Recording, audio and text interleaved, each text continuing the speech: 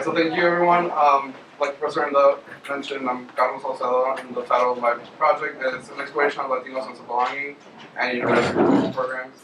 And my advisor, Professor Richard Rodriguez.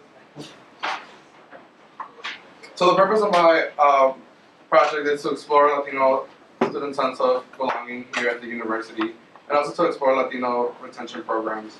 But ultimately, I like to explore the importance of Latino students' initiatives on this campus, as well as their representations.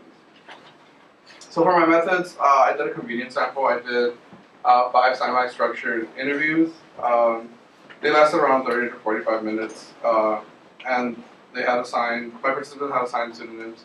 I also did participatory observations, meaning that I was very involved in certain retention programs, like the Latino Residence Network. So not only was I involved in the certificate trainings and guest speakers, but I was also very involved in meeting and organizing workshops as well. I was also undergraduate teaching assistant for the Latina Studies 486 course, which revolved around the Latino Residence Network. My sample was 5 Latina Residence Network participants, 3 of which were Latino female students, and 2 were Latino male students. Through these interviews, I discovered 3 themes. The first was sense of belonging, the second one, institutional accountability, and the third, resilience. So for the most part, in my interviews, the students felt like they lacked a sense of belonging here at the university. The first student on the slide says, I literally have had people stand in front of class and use words like them or these people and look at me when they've said it. In this particular example, she talks about how they were talking about the Dreamers and the Dream Act. And white students stood up in front of the class and gave a presentation and said how these people are taking our resources away. And as I said, these people, they looked her in the eye and then kind of noticed that they did that and pretty much turned away. The most troubling part for her was that she did feel alienated and she felt a sense of othering. But what troubled her the most was that her professors and her faculty member did nothing to address this issue. The next quote says, the impact experiences like these have on my physical and mental health, it's real and it's real for other Latinos as well. But I don't feel like I belong because what I feel and how I am impacted isn't acknowledged by the institution. This particular student says that every day on campus she notices microaggressions, she notices racism. She says that she could walk out of her apartment and see someone wear a jeep and be highly impacted by that. However, what she feels and how she's impacted is not acknowledged by the university. So she can't go to the university and say, I feel sick, I feel like I can't continue in this university, I feel like I can't wake up today because of this racism. This is not acknowledged, and she feels like it's not acknowledged at all. So that's another sense, or a lack of sense of belonging, because again, her feelings and her experiences aren't acknowledged by the university. Which leads to my next theme, which is institutional accountability. Again, for the most part, my participant says that the university has some accountability when it comes to sense of belonging for Latino students. The first student on this slide said, it's disappointing that there seems to be no effort or concern from the university and its administration in regards to Latino retention rates. Why recruit these students if you're not going to cater to their needs? This particular student has been very involved on campus throughout his years here, and has been very involved in the Latino Residence Network. He has taken upon himself to talk to administrators and meet with administrators, specifically in Office of Inclusion and higher ups. And when he met with these people and addressed the issues of retention, he was pretty much dismissed and told that retention for Latino students isn't a big issue on this campus because compared to other Big Ten universities, we're doing good. So after that meeting, that initial meeting, he came back and reported to the rest of the students and staff at La Casa and his professors at LLS, and pretty much said that this isn't acceptable. Like, why is no accountability being taken as part of the university, and why are these issues being dismissed and compared to other schools?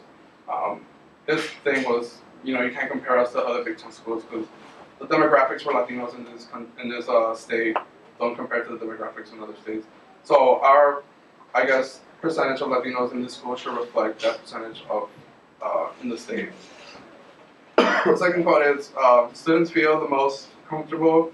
Well, when I asked the student the question, where do you feel students feel more comfortable? She answered, students feel more comfortable with other Latinos, and like also, of course.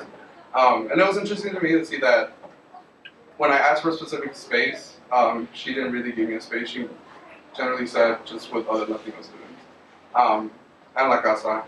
But it was interesting to see that she would say other Latinos. So there's no physical space on campus other than La Casa where students can feel safe. The only place you can feel safe is when you're among your people and you're among people you relate to. And La Casa is the exception, but La Casa with other student organizations and other areas in the university have something very similar, which leads to the third theme, resilience.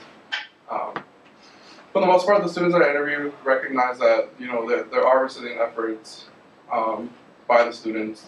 There's a history of resilience on this campus through the Latino population and population of other minority students as well. The first quote says, students are no longer have to go home and bottle up their emotions. La Casa and the Latino Resilience Network provides a space where you can go, where we can all get together and feel understood, or at least heard. So I know I personally had this experience where when I started at the university, I would just go home and bottle up my emotions. It's like, no, I can't talk about I feel alienated, when my parents would call me. I was like, oh, everything's good, everything's peachy, and everything's perfect, but in reality it wasn't. I was really struggling. But once I started getting involved in La Casa, I felt more comfortable to voice and vocalize my emotions and what I was feeling. And through the Latino Resilience Network, this retention program, students are able to voice these emotions, voice these feelings, and verbalize their mental health, their issues of health, their issues of belonging. So they no longer feel alienated completely. So now they have a space where they can go and talk about these issues. And that, in a way, is a form of resilience. The second quote is, La Casa, LLS Department, the Resilience Network, and other Latino organizations are all forms of resilience. The one thing all these things have in common is that students initiated them, not the university. So it's interesting that this person highlights that not the university did not do this, did not initiate this. And in our interview, we start talking about the history of resilience in our campus for Latino students specifically. So through the creation of La Casa, the creation of the Latino Studies Department, the Resilience Network, other student organizations like La Colectiva, Greek-led organizations, and stuff like that. These are all forms of resilience, and these are all forms of students getting together and combating this lack of sense of belonging and building a community within the school, within this predominantly white institution, so that again they can feel resilient and they can continue on and finish their education. So ultimately, using the Latino students are uncovering why they feel a lack of belonging, and that through race, racism, microaggressions, institution not really catering to their needs. And they also they start to recognize the forces that are working against them, specifically the university and administrators themselves, dismissing their needs, dismissing their verbal and physical concerns. And then ultimately we see students becoming resilient and forefronting movements. So like I said, through history, we've seen students be resilient.